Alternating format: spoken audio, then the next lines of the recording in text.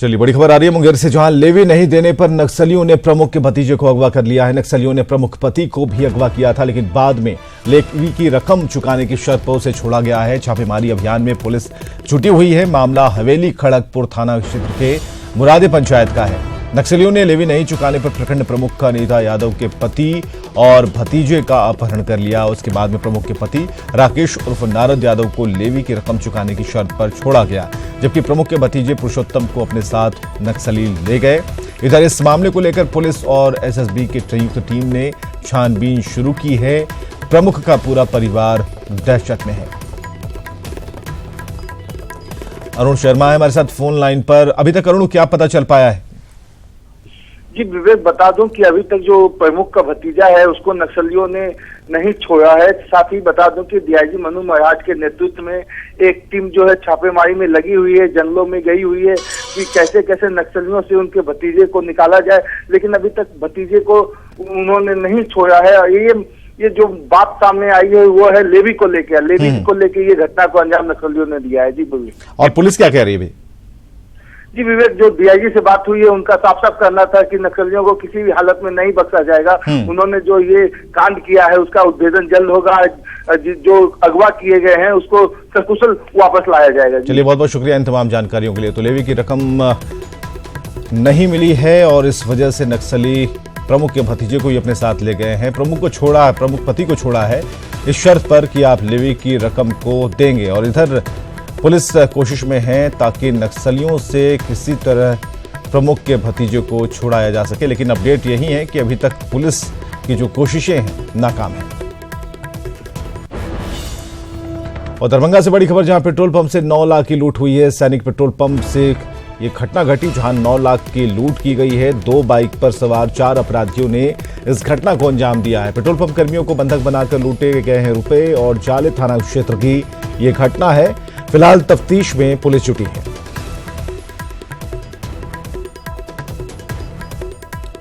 तो petrol pump कर्मियों को बंधक बनाकर रुपए लूट लिए गए हैं। ज्वाला थाना क्षेत्र की घटना, पुलिस छानबीन में जुटी है।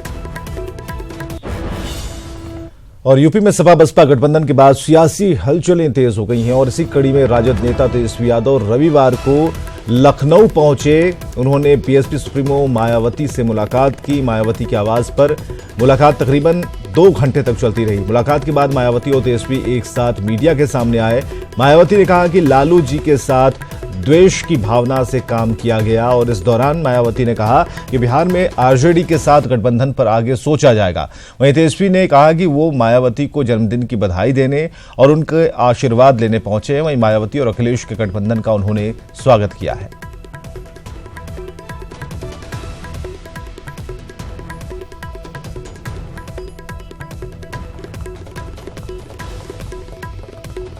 सबसे पहले जो लालू जी ने जो कल्पना की थी उत्तर प्रदेश को लेकर के, आप लोगों को याद भी होगा उत्तर प्रदेश असेंबली इलेक्शन में लगातार लालू जी के भाषणों को अगर आपने देखा होगा या प्रेस वार्ता को देखा होगा तो उनका यही था कि यूपी में भी एक महागठबंधन बनाया जाए जिसमें सपा और बसपा आदरणीय मायावती जी और अखिलेश जी मिल करके चुनाव लड़ने का काम करें। क्योंकि देश में जो परिस्थिति जो है, अघोषित इमरजेंसी जिस प्रकार का लागू है, आपके संविधान के साथ छेड़छाड़ की जा रही है, आरक्षण को कहीं ना कहीं से समाप्त करने की पूरे कोशिश में। क्योंकि आप देखिएगा जो मोहन भागवत ने कहा, आज वही काम नरेंद्र मोदी जी कर रहे हैं। बिहार के पूर्व उप मुख्यमंत्री तेजस्वी यादव आज लखनऊ पहुंचे थे। तकरीबन 2 घंटे तक उन्होंने बसपा सुप्रीमो मायावती से मुलाकात की है। कई मायनों में ये मुलाकात बड़ी खास रही है। मुलाकात के बाद आज ऐसा पहला मौका था जब मायावती तेजस्वी के साथ बाहर एक साथ निकल कर आई। मायावती ने मीडिया को भी ब्रीफ किया और तेजस्वी ने इस मौके पर कहा कि मायावती से मिलने का ये मौका था तो इस मौके को कोई कैसे छोड़ सकता था। हालांकि गठबंधन पर भी तेजस्वी यादव ने कहा कि यूपी में जो सपा बसपा का गठबंधन हुआ है वो देश को राह दिखाएगा। हालांकि तेजस्वी औपचारिक रूप से मायावती को उनके जन्मदिन की शुभकामनाएं देने उनके आवास पर पहुंचे थे। तेजस्वी यादव कल अखिलेश यादव से भी मुलाकात करेंगे। कैमरा पर्सन रमेश के साथ मोहम्मद शबाब, न्यूज़ 18 लखनऊ।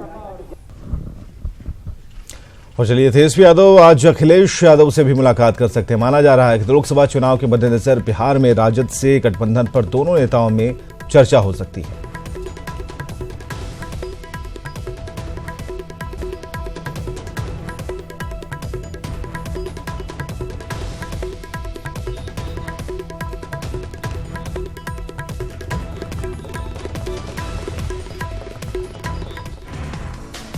और गठबंधन के बाद गरमाई सियासत। सपा बसपा गठबंधन के बाद तेजस्वी यादव ने मायावती से मुलाकात की है। तेजस्वी यादव ने मायावती को जन्मदिन की बधाई दी। तेजस्वी के लखनऊ पहुंचने से बड़ी सियासी हलचलें।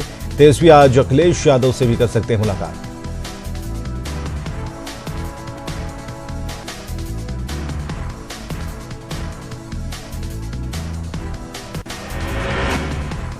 उत्तर प्रदेश में समाजवादी पार्टी और मायावती के गठबंधन पर चिराग पासवान ने तंज कसा है और कहा है कि ये तो अभी शुरुआत है, चुनाव आते आते महागठबंधन का स्वरूप ही बदल जाएगा।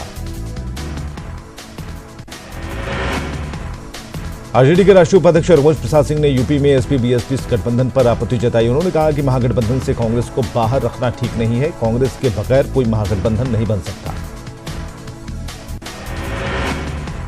केंद्रीय मंत्री रामविलास पासवान ने हाजीपुर रेलवे स्टेशन पर 2 लिफ्ट का उद्घाटन किया। वहीं दूसरी तरफ एक नए यात्री प्रतीक्षालय का भी पासवान ने शुभारंभ किया। एलजेपी अध्यक्ष रामविलास पासवान के खिलाफ उनकी बेटी आशा पासवान ने मोर्चा खोल दिया है और पिता के खिलाफ ही धरना शुरू कर दिया। आशा की मांग है कि रामविलास पासवान, राबड़ी देवी और बिहार की महिलाओं से माफी मांगे।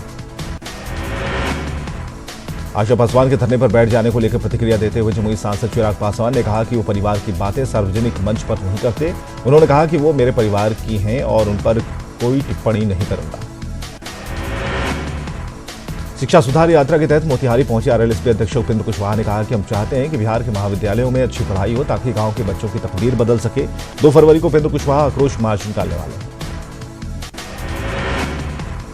गोपालगंज में बिहार के शिक्षा मंत्री कृष्णनंदन वर्मा ने उपेंद्र कुशवाहा पर हमला बोला है। मंत्री ने कहा है कि उपेंद्र कुशवाहा केंद्रीय मंत्री रहने के दौरान एक बार भी बिहार में शिक्षा व्यवस्था की बदहाली को दूर करने के लिए सुझाव तक उन्होंने नहीं दिया। पाटलिपुत्र बीजेपी सांसद शत्रुघ्न सिन्हा बीजेपी की टिकट को लेकर मुखर होने लगे हैं। एक कार्यक्रम में शिरकत करने पहुंचे सांसद ने कहा कि टिकट के फेर में मैं नहीं रहता हूं, तुम हमें टिकट क्या दोगे, हमसे भी पूछ लो एक बार कि हम टिकट लेंगे या नहीं। दानापुर पहुंचे केंद्रीय राज्य मंत्री रामकृपाल यादव ने केंद्र सरकार की उपलब्धियां गिनाई। उन्होंने कहा कि पीएम मोदी के नेतृत्व में देश तरक्की कर रहा और क्षेत्रों में विकास की गंगा बह रही है। मकर संक्रांति को लेकर जेडीयू के प्रदेश अध्यक्ष वशिष्ठ नारायण सिंह का चर्चित दही चूड़ा भोज एक बार फिर आज होने जा रहा है। मुख्यमंत्री नीतीश कुमार समेत तमाम लोग इस भोज में शिरकत करने वाले हैं। पटना में आरजेडी की बैठक में बूथ स्तर तक संगठन को मजबूत करने पर चर्चा हुई। बैठक के बाद आरजेडी नेता तेजस्वी यादव ने कहा कि पार्टी लड़ाई के लिए तैयार है और मीटिंग में इसे लेकर तैयारियों पर मंथन हुआ। सूबे के मुसलमानों को देश और राज्य की राजनीति की बराबर हिस्सेदारी चाहिए और इसे लेकर पटना के उर्दू भवन में कार्यक्रम का आयोजन हुआ, जहां पार्टियों से बराबर की हिस्सेदारी की मांग की गई। पटना में डॉक्टरेट्स अभियंता संस्था का 26वां स्थापना दिवस मनाया गया, जहां संस्थान के निदेशक ने बताया कि संस्थान के द्वारा मेडिकल और इंजीनियरिंग की बेहतरीन तैयारी की जाती है और कमजोर बच्चों पर विशेष ध्यान दिया जाता है। पटना में बिहार प्रदेश मारवाड़ी सम्मेलन का आयोजन किया गया। पटना क्लब में आयोजित सम्मेलन में राज्य भर के मारवाड़ी समाज के लोगों ने हिस्सा लिया। सम्मेलन का मकसद राजस्थानी संस्कृति से नई पीढ़ी को अवगत कराना था। प्रकाश पर्व के मौके पर पटना सिटी गुरुद्वारा गुलजार है। मुख्यमंत्री नीतीश कुमार ने भी पटना साहिब गुरुद्वारे के दर पर मत्था टेका और प्रदेश की खुशी की कामना की। गुरु गोविंद सिंह जी महाराज के 352वें प्रकाश उत्सव को लेकर केंद्रीय मंत्री रामकृपाल यादव ने पटना सिटी के तख्त श्री हरमंदिर पहुंचे और गुरु महाराज के दरबार में मत्था टेका। इस दौरान गुरुद्वारा प्रबंधक कमेटी ने केंद्रीय मंत्री को सिरोपा भेंट कर उन्हें सम्मानित किया। गुरु गोविंद सिंह जी महाराज के 352वें प्रकाश उत्सव को लेकर केंद्रीय मंत्री रामविलास पासवान ने पटना सिटी के तख्त श्री हरमंदिर पहुंचकर गुरु के दरबार में मत्था टेका और इस मौके पर केंद्रीय मंत्री को सम्मानित किया गया। पासवान के साथ उनकी पत्नी और बेटी दामाद भी मौजूद थे। 10% आरक्षण देने के मुद्दे पर केंद्रीय मंत्री रामविलास पासवान ने कहा कि सभी को बराबरी का हक मिला है, सब साथ मिलकर चलेंगे और इस दौरान रामविलास पासवान ने प्रधानमंत्री नरेंद्र मोदी की तारीफ की। गोपालगंज में पूर्व केंद्रीय मंत्री उपेंद्र कुशवाहा ने मोदी सरकार पर निशाना साधा। आरक्षण के मुद्दे पर उपेंद्र कुशवाहा ने कहा कि जो लोग आरक्षण के विरोध में बोलते थे, आज वो सब लोग आरक्षण के समर्थन में बोल रहे हैं। नाम मंत्री डॉक्टर रामचरण शर्मा की जन्म शताब्दी समारोह वामपंथियों ने धूमधाम से मनाया और इस मौके पर दिनकर भवन में आयोजित एक कार्यक्रम में जेएनयू के पूर्व अध्यक्ष कन्हैया कुमार समेत भारतीय कम्युनिस्ट पार्टी के अन्य नेता शामिल हुए। सवर्ण आरक्षण लागू होने के बाद पहली बार पूर्णिया में सवर्णों की एकता के लिए सवर्ण यूनाइटेड फोरम का सम्मेलन आयोजित हुआ और इस मौके पर सांस्कृतिक कार्यक्रम आयोजित किए गए। पटना में सर गणेश दत्त के 191वें जयंती के मौके पर तारामंडल में समारोह का आयोजन किया गया। समारोह का उद्घाटन चिकित्सक डॉक्टर एस.एन. आर्या और जाने माने गांधी विचारक प्रोफेसर रामजी सिंह ने किया। राज्यसभा सांसद से जदयू के राष्ट्रीय महासचिव आर.सी.पी. सिंह बेगूसराय पहुंचे, जहां जदयू के व्यावसायिक प्रकोष्ठ के कार्यकर्ता प्रशिक्षण शिविर में उन्होंने हिस्सा लिया और कार्यकर्ताओं को संबोधित किया। गोपालगंज में जदयू के कुशवाहा सम्मेलन का आयोजन किया गया। आरएलएसपी अध्यक्ष उपेंद्र कुशवाहा ने भी आज कार्यकर्ताओं को कल संबोधित किया था। सूबे में बढ़ते अपराध और प्रशासनिक व्यवस्था के खिलाफ आम आदमी पार्टी ने सुभाष चौक पर 1 दिवसीय धरना और अनशन कार्यक्रम का आयोजन किया। जमुई जिले के विभिन्न प्रशिक्षण केंद्रों पर 2 साल का डीएलएड प्रशिक्षण का समापन हुआ। मुख्यालय के +2 उच्च विद्यालय समेत झाझा और चकाई उच्च विद्यालय में भी प्रशिक्षण समापन समारोह का आयोजन किया गया।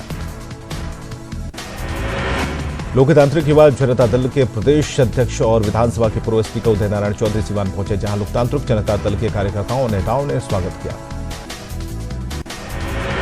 हैदराबाद में मिथिला सामाजिक मंच की ओर से वार्षिक समारोह विद्यापति स्मृति संध्या का आयोजन किया, जिसमें हैदराबाद में चल रहे मैथिली समाज के साथ ही बड़ी संख्या में बिहार के लोगों ने हिस्सा लिया। इस दौरान सांस्कृतिक कार्यक्रम का आयोजन किया गया, इसमें मैथिली ठाकुर ने अपनी आवाज का जादू बिखेरा। बिहार की बेटी और सुरों की जादूगर मैथिली ठाकुर पहली बार किसी कार्यक्रम में हिस्सा लेने हैदराबाद पहुंची। मैथिली ठाकुर पूरे देश में अपनी आवाज का जादू बिखेर रही हैं, जिसे लोग पसंद कर रहे हैं।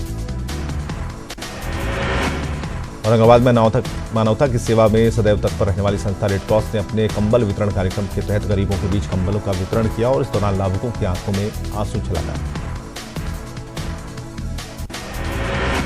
हैदराबाद में मिथिला सामाजिक मंच की ओर से वार्षिक समारोह विद्यापति स्मृति संध्या का आयोजन किया गया। इसमें हैदराबाद में रह रहे मैथिली समाज के साथ ही बड़ी संख्या में बिहार के लोगों ने हिस्सा लिया। इस दौरान सांस्कृतिक कार्यक्रम का आयोजन किया गया, इसमें मैथिली ठाकुर ने अपनी आवाज का जादू बिखेरा।